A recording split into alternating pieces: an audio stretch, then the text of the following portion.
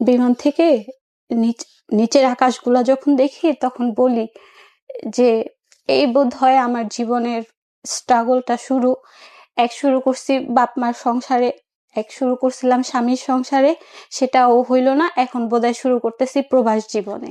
তোমার যে হাজবেন্ড তোমারে পাঠাইয়া দিল, মানে তুমি এত সুন্দর একটা মাইয়া, বা তোমার এত কম বয়স, যেখানে তোমার সংসার করার কথা, তো তোমারে পাঠাই দিল, মালিকের বাসায় দিয়ে আসে। তখন সবকিছু বিকট বলতে অনেক স্টপ।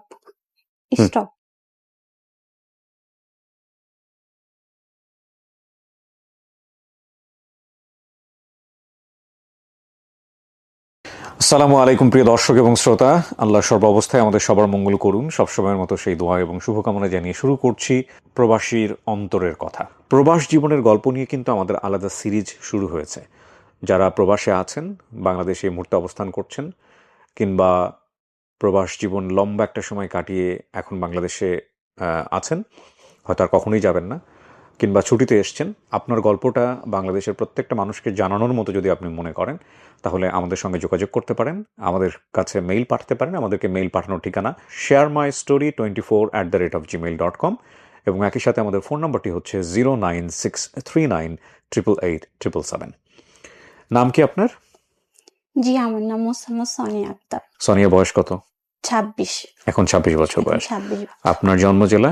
ঢাকাতেই জন্ম, ঢাকাতেই বড়। ওকে, শুরু করেন আপনি। আমি ছোটবেলা থেকেই একদম খুব সেন্সিটিভ একটা মেয়ে।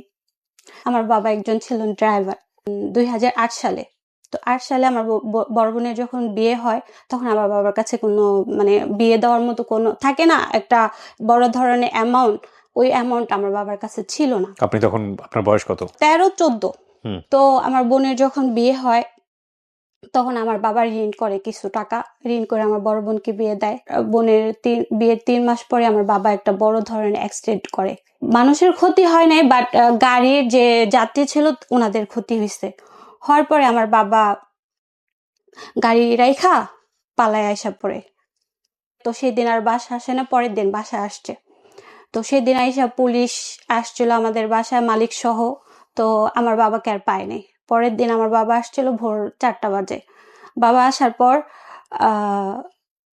তারা কিভাবে যেন খবর পাইছে যে আমার বাবা বাসা আসছে, পুলিশ সহ ওই মালিক সহ বাসা আসছে। আসার পরে আনুমানিক 12টা দুপুর, তখন আমার বাবাকে ধরে নিয়ে যায়। আপনার সামনে? আমাদের সামনে, আমার ফুল ফ্যামিলির সামনে। বাবার যে মালিক, উনি বলছে চিন্তা করেন না, যেভাবে হোক আমরা ছাড়াই নিয়ে আসুক। আমার বোন তখন ছোট, বড় বোনের বিয়ে হয়ে গেছে, আমি তখন ফ্যামিলির মেঝো মেয়ে, আমার কোনো বড় ভাই নেই, এবং আমরা 3 বোন। বাবার যে মালিক ছিল, উনি ওনার গাড়ি ছাড়ায় উনি চলে গেছে।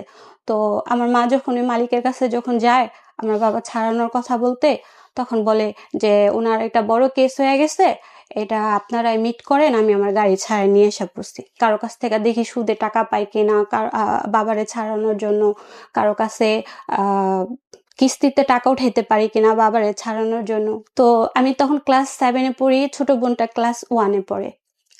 মা তখন একজন গৃহিণী, কোনো কাজ করতো না।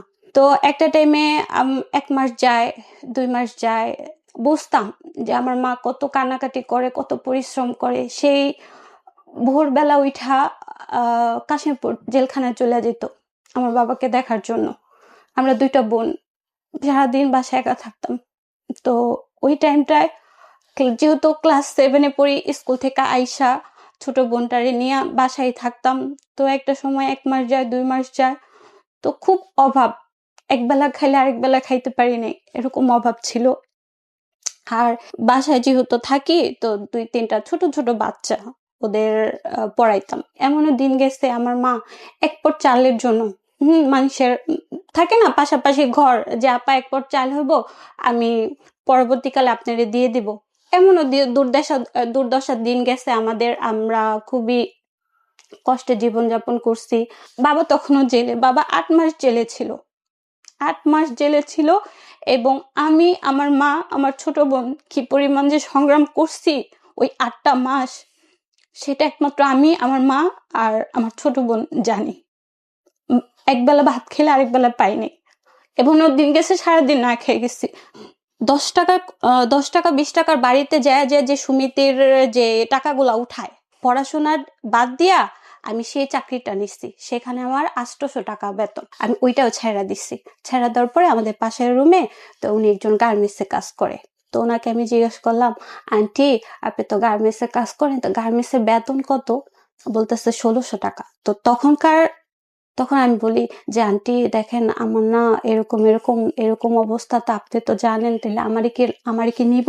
পরে বলতেছে হ্যাঁ নিব, তুমি তো নাম্বার মিলাইতে পারো, তোমারে নিব, মানে বডির ফরম পার্ট ব্যাক পার্টের যে বডিটা ওইটা মিলানোর জন্য। তা আমি বলতেছি তাইলে আমার বেতন কত দিব? হয় তোমার বেতন মনে হয় 1000 টাকা দিব। তো ওই যে 800 টাকা ওইখান থেকে 200 টাকা বেশি। তা আমি বলছি পরে আমি যদি ভালো কাজ করি তাহলে আমার বাড়াইবো? কয় হ্যাঁ বাড়াইবো, 1200 টাকাও করতে পারে, 1 বছর 6 মাস গেলে আবার 1200 টাকাও করতে পারে। তখন বলছে যে হ্যাঁ আমি করবো। গার্মেন্টসটা আমার বাবা কখনোই ভালো চোখে দেখতো না। দেখা যেতেছে একটা ভালো ফ্যামিলির সম্বন্ধ আসলে তখন শুনে যে মেয়ে গার্মেন্টসে কাজ করছে, তখন একটা খারাপ, ভাড়া দিতে পারতাম না। হ্যাঁ, যেহেতু 6-7 মাসের ভাড়া জমে গেছে, তখন আমাদের টিন সেট দিছে রুম, বিল্ডিং রুম ছাইড়া আমরা টিন সেট রুমে গেছি। যাওয়ার পরে ওই বৃষ্টি আসলে পানি পড়তো ঘর দিয়া, তারপরে প্রচুর গরম যখন আসতো ঘরের ভিতর থাকা যেত না, খুবই মানে ভয়াবহ একটা দুর্দশা গেছিল টিনের আমাদের বাড়িতে জীবন আসলে থেকে। টিনের বাড়ি নিয়ে অনেকে রোম্যান্স করেন, হ্যাঁ যে বৃষ্টি পড়লে টিনের চালের মুটমুট শব্দ হ্যাঁ সব ঠিক আছে, কিন্তু টিনের বাড়িতে যখন থাকবেন তখন ওই বৃষ্টির শব্দটা শুধু ভালো লাগে না, গরমের সময় ভেতরে যে একদম পুরা মানে হিটারের মতো গরম হয়। আমি ছোটবেলা টিনের বাড়িতে থেকেছি, আমি জানি, যে কারণে আমি বললাম যে টিন নিয়ে আসলে আসলে এক ধরনের ফ্যান্টাসি আমাদের বোধহয় কাজ করে, বিশেষ করে এসির ভিতরে থেকেই ফ্যান্টাসিগুলো কাজ করে। রিয়েল লাইফে আসলে ওই পান্তা ভাত কিংবা ওই টিনের চালওয়ালা ঘর এগুলো আসলে কষ্টেরই। হ্যাঁ, যাই হোক। তো বাবাও আসার পরে আমি গার্মেন্টস তো ছাইড়া দিই, আবার আমি ক্লাসে ভর্তি হই। কোন হ্যাঁ, কোন ক্লাসে ভর্তি হন? তখন ক্লাস 7 ছিলাম, তখন ক্লাস 8 পড়ি। নানি ভর্তি হওয়ার পরেই যাতায়াত করতে করতে তো একটা ছেলের সাথে আমার পরিচয় হয়। কিভাবে হয় পরিচয়টা? পরিচয়টা হয় আমি ওইখানে যখন স্কুলে যাই, তার সাথে একটা ভালো উনি দেখতো আমাকে। হ্যাঁ, তো ওই আমার যে ক্লাসমেট উনার সাথে আর কি ভালো একটা ওনার সাথে পরিচয়, বাট আমার সাথে না। তো উনি যখন ওনাকে বলে যে ওই মেয়েটাকে আমার ভালো লাগছে, ওকে। তো মেয়েটাকে আমার ভালো লাগছে, তো ওই অনুযায়ী ওনার সাথে আমার কথা হয় কয়েকদিন। উনি আমার ফোন নাম্বার নেয়, কথা হয়, এবং আমারও ভালো লাগে। এরকম করতে করতে ওনার সাথে আমি প্রায় 1 বছর পর্যন্ত আমার রিলেশন ছিল। তখন ফ্যামিলিগতভাবেই পারিবারিকভাবে আমাদের একটা বিয়ের সিদ্ধান্ত হয়। আপনার পরিবার জানলো কিভাবে আমার পরিবারকে আমি জানাইছি। যে আমি ছেলেটাকে পছন্দ হ্যাঁ, করি? আমি যেহেতু স্কুলে পড়ি তখন আমাদের পাশের ঘরের এক ভাবি ছিল, তো ওনার মাধ্যমে আমি বলছি। তো সবকিছু মিলাইয়া ওনাদেরও পছন্দ হয়, আমাদেরও পছন্দ হয়। তো সেই ক্ষেত্রে আমার বাবা বলে আচ্ছা ঠিক আছে, আমরা দিন তারিখ পাকা করি। আমাদের পারিবারিক ভাবে বিয়ে হয় এবং খুব ধুমধাম করে অনুষ্ঠান করে বিয়ে হয়। এবং বিয়ে হয়ে যাওয়ার পরপরই আমার 3 দিনের দিন আমি খুব অসুস্থ। আমাকে যে একটা পরীক্ষা দেয়, ওই পরীক্ষাতে ধরা পড়ে যে আমার পিত্তথলিতে পাথর হয়েছে, তো ওইটার অপারেশন করা লাগবে। ফ্যামিলির মানুষ বলতেছে যে কি মেয়ে বিয়ে করলি, হইলো মাত্রই এখন অসুস্থ। খুব অনেক দিন পর্যন্ত আমি হাসপাতালে ছিলাম, আমাকে কেউ দেখতে যায় নাই, আমার হাজবেন্ডও আসে না। তো আমার মায় ফোন করে যে তুমি আসো দেখতে, তখন বলে যে আমার কাছে কোনো টাকা নেই। তখন বলতেছে আচ্ছা ঠিক আছে, বিয়ের ভিতরে যে সোনিয়ারে যে কানের দুলগুলা দিছিলাম, তাহলে তুমি সেগুলা বিক্রি কইরা, মানে সেটা আমি বলছি আমার হাজবেন্ডকে, আমি বলছি যে তাহলে তো ওগুলো বিক্রি কইরা তাহলে তুমি চলে আসো আমার দেখার জন্য। তো সেগুলো বিক্রি করে আসে আমাকে দেখতে। তারপর আমি যখন ওনাদের ফ্যামিলিতে যাওয়ার পরে শুনি যে সে কাজ করে না। আমার বিয়ে হওয়ার পরই আমাদের আলাদা করে দেয় আমার শ্বশুর শাশুড়ি। হ্যাঁ, আমরা আলাদা থাকি। তো আলাদা একটা অন্য বাড়িতে একটা রুম নিয়ে থাকি। তো ওই রুমের ভিতরে শুধু একটা খাট আর হচ্ছে গিয়ে একটা ফ্যান, সেটাও ওই যে আমার যে জিনিস বিক্রি করে সেই টাকা দিয়েই সেই ওগুলা কিনে। তখন আমি তাকে বলি যে আচ্ছা ঠিক আছে, তাইলে আমি আবারও গার্মেন্টসে কাজে লাগি। তো তখন সে না বলছে, তখন আমি শুনি নাই, যেহেতু 2 বছর হয়ে গেছে সে কাজ করে না ঠিক মতো। শুধু আমরা যে রুমটা থাকি সেই রুমটার ভাড়া দেয়, আর ওই আমার শ্বশুর শাশুড়ি ভাত রান্না করলে আমাদের একটু বল পাইতা ভাত দেয় আর একটু তরকারি দেয়, সেটা খেয়ে আমরা দিন পার করি।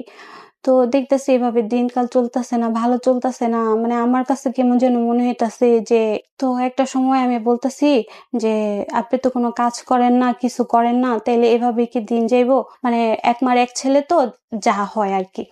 একটা খেলার প্রতি সে আসক্ত, কি খেলা? যেটাকে বলে জুয়া। বিপিএল খেলাগুলো আসে না, হুম। এই বিপিএল খেলাগুলো বন্ধুদের সাথে সে বাজি ধরতো। টাকা পাইতো কই? টাকা পাইতো এই যে আমি দিতাম আমার বাবা মার কাছ থেকে, ওনার বোনের কাছ থেকে নিত, আমার শ্বশুর শাশুড়ির কাছ থেকে নিত। চলে আসতে চাইছে অনেকবার, তখন আমার মা বাবা বুঝাইছে যে এখন অল্প বয়স, হয়তো পরে ঠিক হয়ে যাবো, তো যাক এভাবে দিনকাল যাক, একটা বাচ্চা কাচ্চা হইলে হয়তো বা পরবর্তীকালে সে ভালো হয়ে যাবো, যে একটা বাচ্চা হইলে ও ঠিক হয়ে যাবো, ভালো হয়ে যাবো। তখন আমার মেয়েটা পেটে আসে এবং দেখতেছি যে দিন দিন সে ভালো হইব কি, সে দিন দিন ওটার প্রতি আরো বেশি আসক্ত। সে ঠিক মতো ঘরে আসে না, সে রাত্রে 2টা বাজে আসে, 3টা বাজে আসে এবং রাত্রে 2টা বাজে 3টা বাজে আমি যখন ঘুমায় থাকি তখন ফোন দেয়, এমুক লোক আসতেছে, এমুক লোকের কাছে 5,000 টাকা দাও।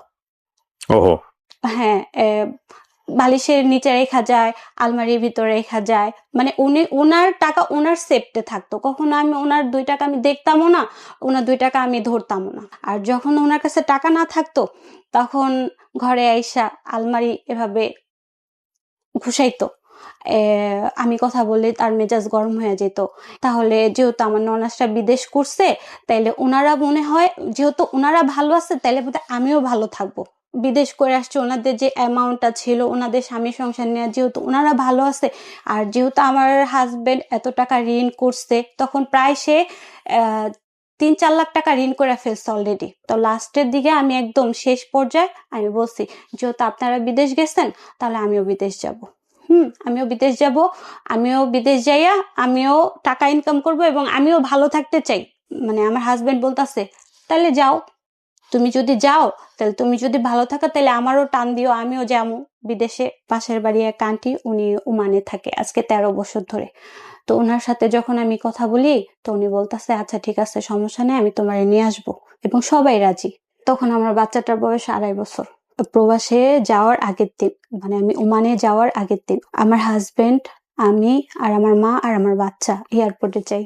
যাওয়ার পরে থাকে না একটা মুহূর্ত, হাজবেন্ড ওয়াইফের একটা মুহূর্ত থাকে না। তো আমি, আমার বুক ফাইটা যেতেছে, আমি যখন এয়ারপোর্টে, আমি যেহেতু এত যেহেতু 2 বছর থাকবো, যেহেতু আমার ছোট বাচ্চাটা রেখা যেতেছি, আমার মা রেখা যেতেছি, আমি ফুল ফ্যামিলি রেখা যেতেছি, আমার হাজবেন্ড রেখা যেতেছি। সবকিছু মিলে যখন আমি এয়ারপোর্টে দাঁড়ায় থাকি, আমি যখন কান্না করি, তখন আমার হাজবেন্ড আমাকে বলে যে এত নাটক কইরো না, মানুষ দেখলে হাসবে।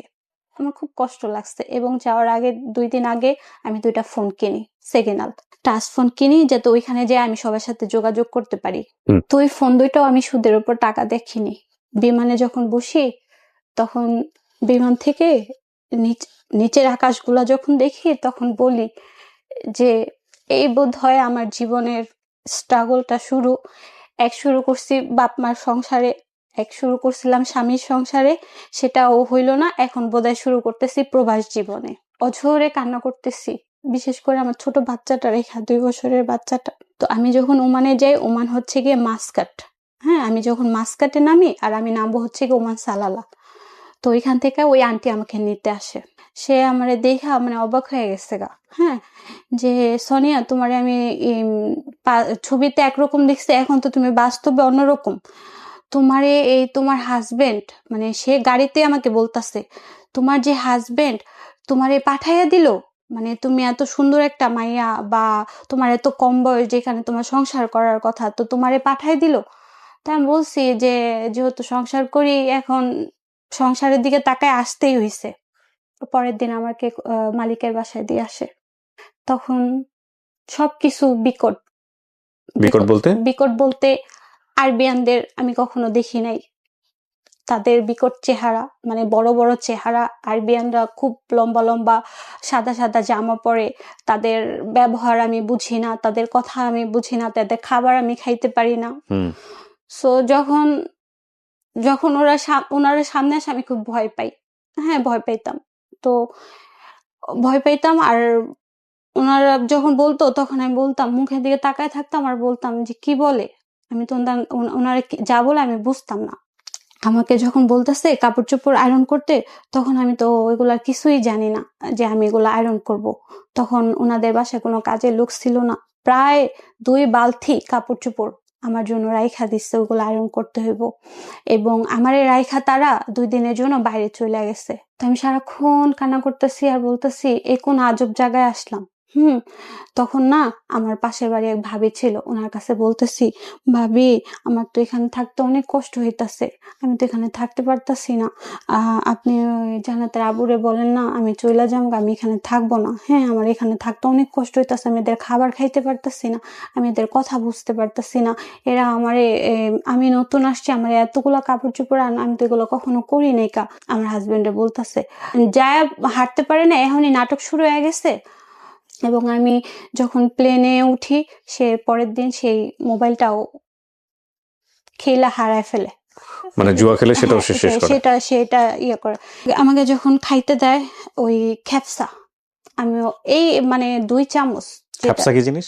খ্যাপসা হচ্ছে কি আপনার আরবিয়ানদের, আমরা যেমন পোলাও খাই না, তো ওনাদের একটা খ্যাপসা, এটা হচ্ছে কি আপনার মুরগি দিয়ে খ্যাপসা রান্না করে। হ্যাঁ, ওনারা একটা আইটেমই খায়, ওনারা জাস্ট আর কোনো আইটেম খায় না। আর রাত্রের রুটি, সকালে রুটি, আচ্ছা, শুকনা খাবার। তো আপনাকে খ্যাপসা দিছে 2 চামচ? হ্যাঁ, 2 চামচ খ্যাপসা দিছে। তো ওইটা খায় না আমার পেট ভরে নাই। তো আমাকে যে নিচ্ছে তাকে আমি বলতেছি যে আন্টি আমার যে 2 চামচ খ্যাপসা দিছে, এখন আমার তো পেট ভরে নাই কা। জোরে জোরে কথা বলে, ইস হাদা ইস মুশকিলা ইনতা। আমাকে যখন বলে যে জিবি জিবি জিবি জিবি, তো আমি না বুঝতাম না, মানে বলতো যে কি সমস্যা তোর, তুই ওকে। হ্যাঁ তোর কি সমস্যা, তুই সারাক্ষণ মানে এক ধ্যানে থাকিস কেন, মানে আমাকে বলতেছে। এখন তো বুঝি আরবি, তখন তো আর বুঝতাম না। তখন আমাকে বলতো, আমি তখন কি করতাম, এই যে ওড়না আছে না, ওড়না রাত্রে রাত্রে ওড়না যে থাকতো না, শুইতাম, শোয়ার পরে যে ওড়নাটা থাকতো না মুখের ভিতর ঢুকায়া, তখন জোরে জোরে আমি কাঁদতাম, যাতে করে শব্দ বাইরে না যায়। শব্দ বাইরে না যেতে পারে। এবং আমি যাওয়ার পর শুধুই কাঁদতাম। আর এটার জন্য ওই আন্টির কাছে অবজেকশন দিচ্ছে। ওহো, অবজেকশন দিচ্ছে যে ও এরকম কান্নাকাটি করে, ওরে কিন্তু রাখুন না। হ্যাঁ, ও যদি আরেকবার দেখে কাঁদতে, তাহলে ওরে কিন্তু রাখুন না। এই জন্য আপনি শব্দ যাতে বাইরে না যায়, এই জন্য তখন এরকম করতেন। আমি শব্দ করতাম না। এবং প্রত্যেকটা প্রবাসী মেয়ে জানে যে এই সিচুয়েশনটা কি। হ্যাঁ, এই প্রথম অবস্থায় গেলে কি কষ্ট, কি ধকল, কি পরিমাণ যে তাদের উপর যে প্রেশার যায়, সেটা একমাত্র নতুন যারা যায় তারা বুঝতে পারে। আমি থাকতেই চাই না, আমি ওনাদের বাসায় থাকতেই চাই না। তো থাকতে চাই না, পরে ওই আন্টির কাছে ওনারা ফোন দিচ্ছে।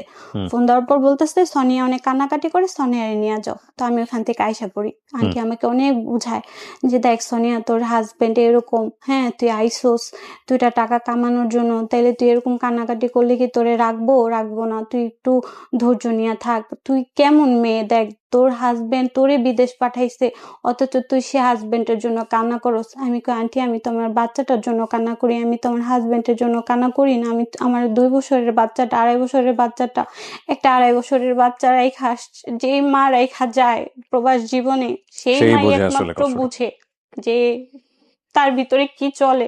আমাকে আরেকটা বাসায় দেয়, আর যে বাসায় দিচ্ছে ওই বাড়িতে হচ্ছে গিয়ে 9 জন, আমি নিয়ে 10 জন। 9 জন লোকের একজনই কাজের লোক? হ্যাঁ, একজনই আমি ছিলাম। ওকে। হ্যাঁ, আর যে বাড়িতে ছিলাম ওই বাড়িতে হচ্ছে গিয়ে আপনার 7টা ছেলে, তাদের কোনো মেয়ে ছিল না। হ্যাঁ, তাদের কোনো মেয়ে ছিল না, তার 7টা ছেলে। বউ কয়জন? বউ একজন, কফিল একজন, আর হচ্ছে গিয়ে আমি, আর তার একটা প্রতিবন্ধী বোনের মেয়ে ছিল। ওকে। তো এই ফুল ফ্যামিলিটার কাজ আমি করতাম। কাপড় চোপড় ধোয়া, কাপড় চোপড় আয়রন করা, রান্না বাড়া করা, বাড়িঘর গোছানো, সবকিছু আমার উপরে। মেয়ের কথা মনে পড়তো না, তখনই না বুক ফাইটা কান্না আসতো। কান্না কইরা আবার ওই পানি দিয়া মুখ ধুইয়া আবার ওদের সামনে যেতাম। তখন ওরা বলতো ইস মুশকিলা সোনিয়া, মানে কি হয়েছে? হ্যাঁ ইনতা আলা তুললে কি। তখন আমাকে বলতো যে তুই প্রতিদিন এইভাবে কেন কান্না করস। তখন আমি বলি যে আমার 2 বছর একটা বাচ্চা রেখে আসছি, বাচ্চাটার কথা মনে পড়লে আমার খুব কান্না আসে। তখন ম্যাডাম বলে, ও মিসকিন, এটা মিসকিন, মানে বলতেছে উফ কি মানে গরিব আমরা, যে একটা বাচ্চারে খাইসা পড়ি। ওকে। হ্যাঁ হ্যাঁ, একটা বাচ্চারে খাইসা পড়ি। আরে মানে বেচারি, মানে আমরা বলি না যেটাকে বেচারি হিসেবে, তো উনি এইভাবে মানে আমাকে বলে। 1 মাস যে কাজ করছে ওনার ওই আগের যে বাসা, ওই বাড়িতে আমার কোনো বেতন দেয়নি। এই যে বাসায় আসছি ওই বাসার বেতন আমি আমার হাজবেন্ডের কাছে পাঠাইছিলাম। কত টাকা বেতন পান প্রথম মাসে? 21,000 বাংলাদেশি টাকা। 21,000 টাকা বাংলাদেশি টাকা, 21,000 টাকা মাত্র। হ্যাঁ মাত্র। প্রিয় দর্শক এবং শ্রোতা, আপনারা দেখছেন বিকাশ রেমিটেন্স প্রবাসীর অন্তরের কথা। আপনারা নিশ্চয়ই জানেন বাংলাদেশের প্রায় 75 লাখেরও বেশি প্রবাসী যোদ্ধারা প্রতিনিয়ত পরিশ্রম করে যাচ্ছেন দেশের ভাগ্য উন্নয়নে। এই সব মানুষদের জীবনের নানা গল্প নিয়ে আমরা আসছি বিকাশ রেমিটেন্স প্রবাসীর অন্তরের কথায়। যারা গল্পগুলো বলতে চান তারা আমাদেরকে মেইল করতে পারেন sharemystory24@gmail.com, অথবা আমাদেরকে ফোন করতে পারেন 09639888777। চলে যাচ্ছি আবারও গল্পে। তখন মহামারী করোনার সময় আমি ওমান, ওকে। হ্যাঁ 2019 সালে। আস্তে আস্তে আস্তে আস্তে আমার হাজবেন্ড আমার থেকে একটু একটু ধাপে ধাপে দূরে চলে যেতেছে। কিভাবে বুঝলেন? যখন আমি টাকা পাঠাইতাম তখন খুব ভালো, আমি 50,000 টাকা চাইছে আমার কাছে। তো আমার কাছে তখন ছিল না, তখন আমার ম্যাডামের কাছ থেকে যেন আমি 2 মাসের অগ্রিম টাকাটা নিয়ে আপনি পাঠাবেন। নিয়ে আমি যাতে আমার হাজবেন্ডকে দেই। তো আমি বলছি না, এটা তো উনি আমার এক্সট্রা দিব না, আমি যেই মাস কাজ করব সেই মাসে সে আমাকে সেই টাকাটা দিবে, কিন্তু সে এভাবে আমারে টাকা দিবে না। তো তখন আমি তাকে 40,000 টাকা দিই, সেই টাকাগুলা সে নষ্ট করে ফেলছে। তো একটা সময় যখন শুনি যে ঘর ভাড়াও সে ঠিক মতো দেয় না, সে কাজও করে না, সে আমার টাকার উপর ডিপেন্ড করে সে চলাফেরা করে। আপনাকে এগুলো বলেছে কে?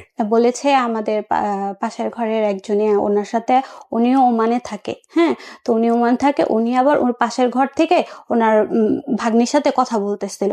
তখন বলতেছে, আন্টি আন্টি দেখো ওই সনি আন্টি জামাইয়ের ঘরে না, জামাইয়ের না ধরতে আসছে পুলিশে। তো হ্যাঁ, তো উনি আবার বলতেছে কি ক্যামেরাটা ঘোরাতো, তো উনি আবার ক্যামেরাটা ঘুরাইছে, ঘুরে দেখতেছে যে পুলিশ আমার রুমে গেছে, মানে আমার হাজবেন্ডের রুমে গেছে। যখন দেখতেছে যে পুলিশ আসছে তখন উনি ফোনটা কাইটা সাথে সাথে সে আমারে ফোন দিছে যে সোনিয়া তুমি এখান দিয়ে টাকা পাঠাও, আর তোমার জামাই এখান দিয়ে টাকা এভাবে ছড়ায়, এই যে দেখো তোমার ঘরে তোমার জামাইরে পুলিশ ধরতে গেছে। তোমার জামাই ঘরের ভিতর বসে বসে জুয়ার আড্ডা বসাইছে। ওকে। আমার মাথা ঠিক নাই, মানে আমি কি করবো। তার বোনের জামাই তারে ছাড়াই নিয়ে আসছে, আসার পরে সে আমাকে ফোন দিচ্ছে। ফোন দেওয়ার পর আমি তো বলতাছি, আমি তো হাসি মুখে কথা বলতেছি, তো বলার পর আমি বলতাছি তাই বাসায় কিভাবে পুলিশ আসে? হ্যাঁ, পুলিশ আসছে কেন? কয় তোমারে কে কইছে? আমি শুনছি। তো শোনার পর আমি ওনার সাথে খুব রাগারাগি করি এবং সেও আমার সাথে রাগারাগি করে যে খেলছি, তোর টাকা দিয়ে খেলছি, এটা আমার টাকা দিয়ে আমি খেলছি, তোর এত সমস্যা কি? তুই বিদেশ থাকুস, বিদেশের কাজ কাম নিয়ে থাকবি, তুই আমার ব্যাপারে এত নাক গলাস কে, আমার ব্যাপারে এত কথা বলিস কে? তো ওই টাইমটা থেকেই না আমার একটা সেন্স আসছে যে আমি যেহেতু প্রবাসে থাকি, আমি যেহেতু টাকা মাসের পর মাস বাংলাদেশে ছাইরা দিতেছি, হ্যাঁ আমার কাছে আমি কিছু ধরে রাখতে পারতেছি না, আমি বাংলাদেশে গেলে আমার যেহেতু আমার হাজবেন্ডের আমি এই পরিস্থিতি দেখতেছি, তখন আমি কি করব? দেশে যায় টাকা পাঠানো বন্ধ করে দেন? তখন আমি টোটালি টাকা পাঠানো বন্ধ করে দিই 2020 সালে। তখন আমি একটা সময় তারে ব্লক মারি। শুধু টাকার জন্য ব্লক মারলেন? হ্যাঁ, ওই যে আমাকে বলে যে টাকা দেওয়ার জন্য, এই সাথে আমার শুধু খারাপ ব্যবহার করে। 3 দিনের দিন আমি তার ব্লকটা আবার খুলি, আবারও করতেছে, মানে আবারও সে টাকার জন্যই আমাকে কথা বলে। তো এ পর্যন্ত আমি তার অ্যাকাউন্টে না হলেও 2 থেকে 3 লাখ টাকা দিচ্ছি। হ্যাঁ, অ্যাকাউন্টে না, মানে বিকাশের মাধ্যমে, যে আমি তারে 2-3 লাখ টাকা দিচ্ছি। তাহলে আমি বিকাশের মাধ্যমে ওখান থেকে টাকা পাঠানো যায়? হ্যাঁ। কিভাবে পাঠাতেন বিকাশের মাধ্যমে? বিকাশের মাধ্যমে ওখানে বাঙালিরা ছিল, বাঙালির যে ফ্যাক্স লোডের মতো সেম, ওনারা ওইখানে টাকা রিচার্জ করতো। মানে আপনি দিতেন ও ওখান থেকে ভাবে রিচার্জ? একদম বাংলাদেশের মোবাইলে ঢুকতো? একদম বাংলাদেশের মোবাইলে আসে। এত ইজি? হ্যাঁ, এত ইজি। ওকে।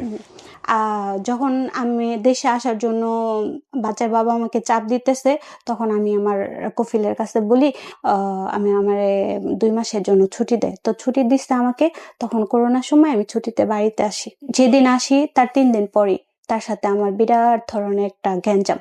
2 দিনের দিন আমার বলতেছে যে আমি কত টাকা এই 13 বছরে ইনকাম করছি, এই ইনকামের টাকা যদি আমি তারে বলতে পারি, হ্যাঁ কোথায় কোথায় খরচ করছি এবং আমার কাছে কত টাকা আছে, তাহলে সে আমার সাথে সংসার করব, নাহলে আমার সাথে সংসার সে করবে না। তো এগুলো যখন বলার পর আমি বলছি যে কোন জায়গায় আছে যে একটা মেয়ে মানুষ টাকা ইনকাম করে এবং হাজবেন্ডের কাছে সেই হিসাবটা দিব, হিসাবের সাথে মিললে সেই মেয়েটা সংসার করবো, আর নাইলে করবো না। একটা বড় ভাইয়ের মাধ্যমে মানে একটা ঘরোয়া ভাবে একটা বিচার হয়েছে। তো ওই বড় ভাই বলতেছে যে তুমি তো তোমার বউরে বিদেশ পাঠাইছো, এখন তুমি কি তোমার বউরে বিদেশ পাঠাইতে চাও আরেকবার?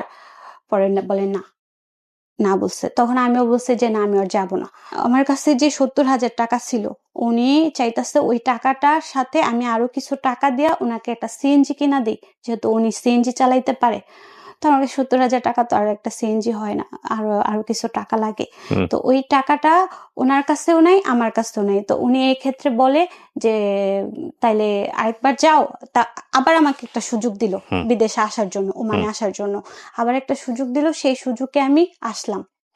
বাবার সাথে কথা বলে আসছি, যেদিন টিকিট দিছে তারপরের দিন আমার বাবা মারা গেছে। আপনি কি তখন কোথায়? আমি বাংলাদেশে। আমার আব্বা মারা যাওয়ার 6 দিন পর আবার আমি চলে যাই ওমানে। পরের মাসে থেকে আমি আর টাকা পাঠাই না বাংলাদেশে, পাঠাই না। 2 মাস 3 মাস সে দেখছে যে আমি আর টাকা পাঠাইতেছি না। হ্যাঁ, তো তখনই সে আমার এলাকার কিছু ময়মুরব্বি নিয়ে সে এই আমাদের একটা এলাকার যে পুলিশ ফাঁড়ি বলে যেটাকে, ওইখানে যা বলতেছে যে আমার বউ বিদেশ গেছে, যেহেতু আমার বউ বিদেশ থাকে, আমার তার সাথে মনোমালিন্য, তার সাথে আমার সংসার করার ইচ্ছা নাই। সে আমার কাছে ফোন করে না, সে আমার সাথে কথা বলে না। আমি তারে দেশে আসতে বলতেছি, সে দেশে আসে না। তো এই ক্ষেত্রে কি আমি তারে ডিভোর্স দিতে পারবো? হ্যাঁ, ডিভোর্সের একটা কপি পাঠাইতে পারো। তো আমি ওই ডিভোর্সের, সে আমাকে ওই কপিটা ইমোতে পাঠায়, তুমি বাংলাদেশে না আসলে আমি ধরে ছাইড়া দিই। তো আমি বলছি আচ্ছা ঠিক আছে, ছাইড়া দাও, আলহামদুলিল্লাহ, সমস্যা নেই। আমি এখন এখানে আসছি, আমি 1.5 বছর থেকে আসছি, 5 মাস ধরে আমার নতুন করে আবার ভিসা লাগাইছে। এখন আমার কোনো মুহূর্তেই তারা আমার আর যাইতে দিব না বাংলাদেশ। তো যাইতে দিব না, এখন কি আমি তাদের সাথে ঝগড়া কইরা বা তাদের সাথে মারামারি করে আসতে পারবো না। তো এখন তোমার যেটা ইচ্ছা সেটা করো। তো সে একটা পর্যায়ে তখন বলতেছে আচ্ছা ঠিক আছে, তাহলে তোমার মারে আমাদের বাসায় পাঠাও। তখন আমার মা যায়, এবং আমার তো আর গার্জিয়ান বলতে কেউ নাই। যার পরে আর ওনাদের ফ্যামিলি সবাই থাকার পরে একটা পর্যায়ে কাজীরে ডাকে। কাজীরে বারবার বলতেছে দেখেন, উনি যেহেতু বিদেশ থাকে, আপনাদের যেহেতু দুজনেরই মাথা গরম, তো উনি বাংলাদেশে আসার পর আপনারা ডিসিশন নিন, এখন যেভাবে আছেন সেভাবেই থাকেন। কিন্তু সে বলতেছে না, আমি তারে বাংলাদেশে আসতে বলি, সে আসে না, আমি এই মুহূর্তে তারে আমি ছাইড়া দিই। তো ঘরোয়াভাবে যেমন বিয়ে হয়, তেমন ঘরোয়াভাবেই আমাদের ছাড়াছাড়ি হয়ে যায়। আপনি ছিলেন ওই সময়টাতে ফোনে? আমি তখন ওমানে ছিলাম। ফোনে ছিলেন? হ্যাঁ, ফোনে ছিলাম। ওই সালিশের মধ্যে আপনার বক্তব্য ছিল? হ্যাঁ। কি ছিল আপনার বক্তব্য? কি ছিল আমার বক্তব্য? যখন আমাকে কাজী জিজ্ঞেস করছে যে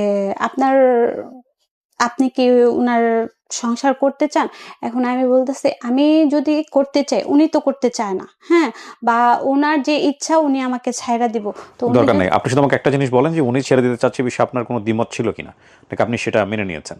হ্যাঁ, আমি মেনে নিছি। ব্যাস, দ্যাটস অল। Okay, fine. তারপর?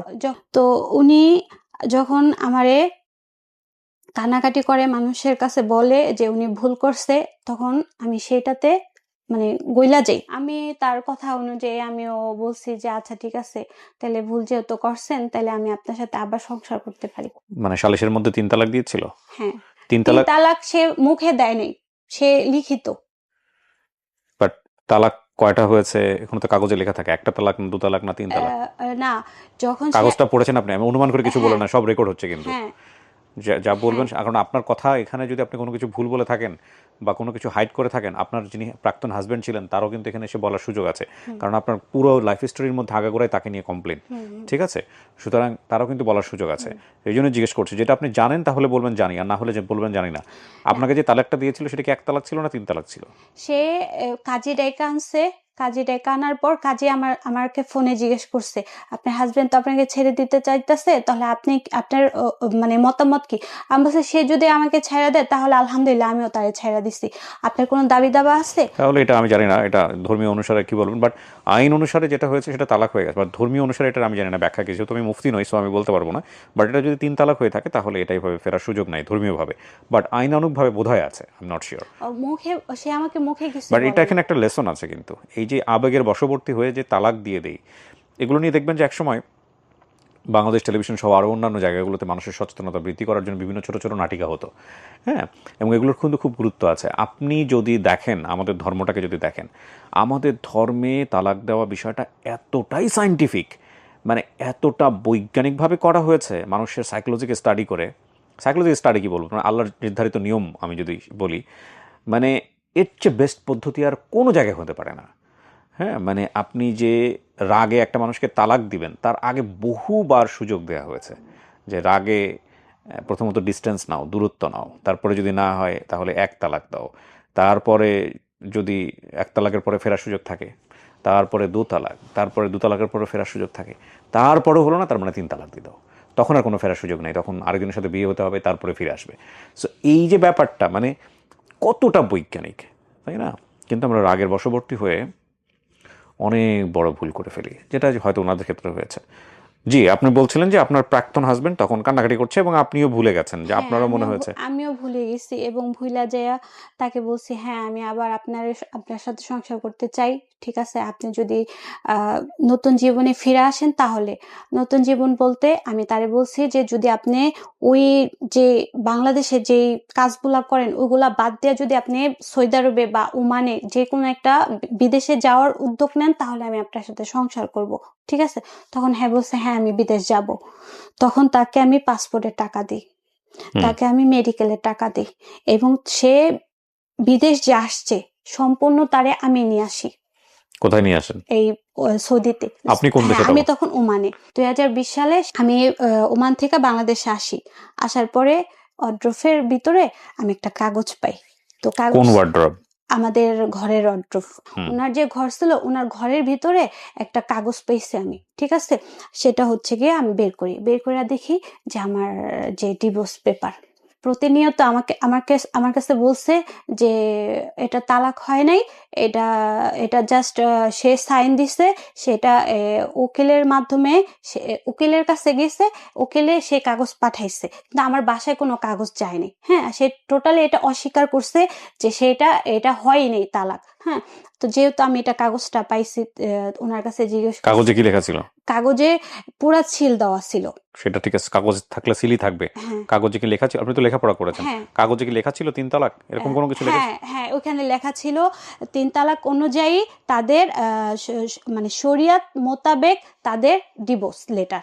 হ্যাঁ, এবং সেটা কোড হয়ে আসছে, সেটা আমার বাসায় সে দেয় নাই, সে ওইটা ওনার কাছেই রাখছে, এটা সম্পূর্ণ সে গোপন রাখছে, ঠিক আছে? গোপন রাখার কি আছে? আপনাদের তো সালিশের মধ্যেই ডিভোর্স হয়ে গেছে, কিন্তু কাগজ তো আমার বাসায় যায় নাই। তাকে জিজ্ঞেস করছেন? হ্যাঁ, আমি এক বড় ভাইয়ের কাছে জিজ্ঞেস করছি। বড় ভাই না, আপনি তাকে জিজ্ঞেস করছেন?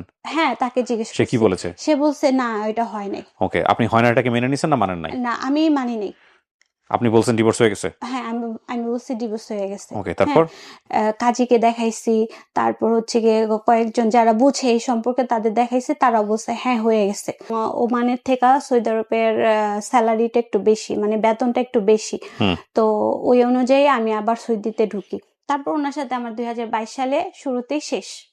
তো যেহেতু এখন আমার আর পিছু টান নাই, যেহেতু আমার সাথে তার সম্পর্ক নাই, যেহেতু আমার বাবা নাই, যেহেতু আমার মা আছে, আমার একটা বাচ্চা আছে, তো ফ্যামিলিতে আমি কিছু টাকা দিয়া সে টাকাগুলো আমি জমাইতাম এবং সেই টাকাগুলো জমাইতে আমার যখন 2 বছর পূর্ণ হয়ে যায়, তো তখন আমি বাংলাদেশে আসি। মেয়ের বয়স কত তখন? মেয়ের বয়স তখন 9 বছর। কত বছর রেখে গেছিল? মেয়েকে রেখে গেছিলাম 2.5 বছর। 9 বছরেও আপনাকে তেমন একটা কাছে পায় নাই? না, এই 9 বছরেও আমাকে কাছে পায় নাই। বাবার কাছ থেকেও বিচ্ছিন্ন ছিল এবং মায়ের কাছ থেকেও বিচ্ছিন্ন ছিল। আপনি 2 বছর পরে বাংলাদেশে আসলেন? হ্যাঁ, 2 বছর পর বাংলাদেশে আসছি, তখন আমার কাছে আমার অ্যাকাউন্টে 4 লাখ টাকা। আচ্ছা, আমার অ্যাকাউন্টে 4 লাখ টাকা। আমার আত্মীয় স্বজনের সমস্যা, কি সমস্যা? সমস্যা সবাইরই। এখন আমি বিদেশ থেকে আসছি, দেখা যেতেছে এর মেয়ে বিয়ে দিবে, হ্যাঁ আমার মামার মেয়ে বিয়ে দিবে, তখন আমার কাছে আসছে, তখন আমি তার কিছু টাকা দিই মামাকে। তারপরে হচ্ছে গিয়ে আমার ছোট বোনের আমি কিছু টাকা দিই। তারপরে হচ্ছে গিয়ে আমার একটা জায়গা ছিল আমার মার নামে, ওই জায়গাটা আমি রেজিস্ট্রেশন করার জন্য কিছু টাকা দিই। তো এভাবে করতে করতেই না আমার 4 লাখ টাকা শেষ। আমার 4 লাখ টাকার ভিতরে আমার আর কোনো টাকা নেই। হ্যাঁ, যাওয়ার জন্য আবার আমি উদ্যোগ নিই যে না, আবার 2 বছর থাকতে হবে। জ্বর নিয়ে আমি আবার বিদেশ যাই। হ্যাঁ, শরীর অসুস্থ নিয়ে আবার বিদেশ যাই। তো জ্বরটা হওয়ার পরে আমি ভালোভাবে সুস্থ না হয়ে আমি যাওয়ার কারণে আমি ওইখানে 3 মাস থাকা, মানে সৌদি আরবে 3 মাস ছিলাম। 3 মাসের সময় আমি আবার অসুস্থ হয়ে যাই। হ্যাঁ, অসুস্থ হয়ে যাওয়ার পরে আমি আবার ব্যাক আইসা পড়ি এই বাংলাদেশে। আইসা পড়ি। আইসা এখন আমি পুরাই শূন্য। পুরাই শূন্য। আমি কারো কাছ থেকে টাকা, যারা আমার কাছ থেকে টাকা নিচ্ছে তাদের কাছ থেকেও টাকা পাইতাছি না, এবং আমার নিজের কাছেও কোনো টাকা নাই, এবং আমি এখন টোটালি জিরো। তো ঘুরা ফিরা যখন প্রবাসীদের একটা কথাই বলা হয় যে 6 বছর বিদেশ থাইকা কি করলি? প্রশ্নটা তো করাই উচিত, তাই না? এটা শুধু আমার ক্ষেত্রে না, এটা প্রত্যেকটা প্রবাসীদের একটাই প্রশ্ন। সংসারটা থাকলো না, বাচ্চা পাইলেন না, এক অর্থে বাচ্চা তার শৈশব হারালো। আপনিও জীবনের সবচেয়ে গুরুত্বপূর্ণ সময়গুলো বিদেশের মাটিতে হারালেন। পরবর্তীতে বিয়ে শাদী হয়েছে? না, এখনো বিয়ে শাদী করেননি। জি না। আপনার ডিভোর্স হয়ে গেল 2022 সালে। 3 বছর আপনি বিয়ে শাদী করেন। আপনার বয়স কত বলছিলেন? এখন বর্তমানে 26। বিয়ে শাদী করার ইচ্ছা আছে? এখন আমার কোনো ইচ্ছা নাই। কেন? ইচ্ছা নাই এখন, ইচ্ছা নাই এটাই যে এখন আরো সামনের দিকে যাইতে চাই। বাচ্চাটা বড় হইছে, বাচ্চাটা নিয়ে আমি থাকতে চাই। মাও আছে, আমার ফ্যামিলি। আপনার ছোট বোন? আমার ছোট বোন বিয়ে হয়ে গেছে। এখন আপনি, আপনার মা আর আপনার বাচ্চাটা নিয়ে একটা সংসার। কিভাবে চলে? এই যে আমি বিদেশ যাই, এই বিদেশে আবার মাঝে মাঝে চলে যান বিদেশে, বিদেশে 1 বছর 2 বছর করে যান। বিদেশে চলে যাই। আমার যে বেতনটা, এটা দুই ভাগে ভাগ করা হয়। একটা আমার অ্যাকাউন্টে থাকে, একটা ফ্যামিলির অ্যাকাউন্টে থাকে। মানে ফ্যামিলির জন্য আমি পাঠাই। আমার ফ্যামিলি, ঘর ভাড়া, আমার বাচ্চার খরচ। ঠিক আছে, বিস্তারিত না যাই, কিন্তু কথা হচ্ছে যে এভাবেই জীবন চলবে। এখন প্রবাসীদের এভাবেই জীবন যায়। আমি প্রবাস জীবনের গল্প আসলে মাত্র কয়েকটা এপিসোড করেছি, আপনারা জানেন, এবং এই গল্পগুলো আমি তুলে নিয়ে আসতে চাই। এবং সত্য কথা বলতে যেটা, যে এটার একটা অদ্ভুত সাড়াও পেয়েছি। বিশেষ করে আমি যখন প্রথম দিকে আপনাদেরকে জানিয়েছিলাম, প্রচুর মেইল এসেছিল। আবারও আহ্বান করছি, যারা প্রবাস জীবনের গল্পগুলো আমাদের এখানে বলতে চান, আমরা সেই গল্পগুলো তুলে নিয়ে আসতে চাই। বাংলাদেশের মানুষকে জানাতে চাই যে কী পরিমাণ কষ্ট, কী পরিমাণ শ্রম, কী পরিমাণ ত্যাগ এই সব ডলারের পেছনে থাকে, যে ডলারের উপরে আমাদের অর্থনীতি দাঁড়িয়ে আছে। এই মানুষদের গল্পগুলো একটু আপনাদের জানা উচিত। সোনিয়া, আপনাকে ধন্যবাদ। আপনার ব্যস্ত সময়ের কিছুটা সময় আপনি আজকে এখানে দিলেন। আমি জানি আপনার পুরো গল্পটা এখানে উঠে আসেনি, খণ্ড খণ্ড করে এসছে আমাদের সময় সীমাবদ্ধতার কারণে। যতটুকু বলেছেন ততটুকু হয়তো আমি প্রেসাইজলি এডিট করে আরও কম করে প্রচার করব। কিন্তু আমার মনে হয় আপনার গল্প শুনে আমি যতটুকু বুঝেছি যে আপনার জীবনের সবচাইতে আনন্দের মুহূর্ত হবে যদি আপনার মেয়েটা মানুষের মতো মানুষ হয়, এবং সে যদি ভালো থাকে, শান্তিতে থাকে। প্রবাস জীবনটা মধুর করাটা এটা খুবই টাফ। তবে তাদের প্রতি রেসপেক্ট এবং সম্মান, ভালোবাসাটুকু এটা যেন কখনোই না কমে, এই প্রত্যাশা নিয়ে আমরা আজকের অনুষ্ঠানটা শেষ করছি। অনেক ভালো থাকুন। আসসালামু আলাইকুম।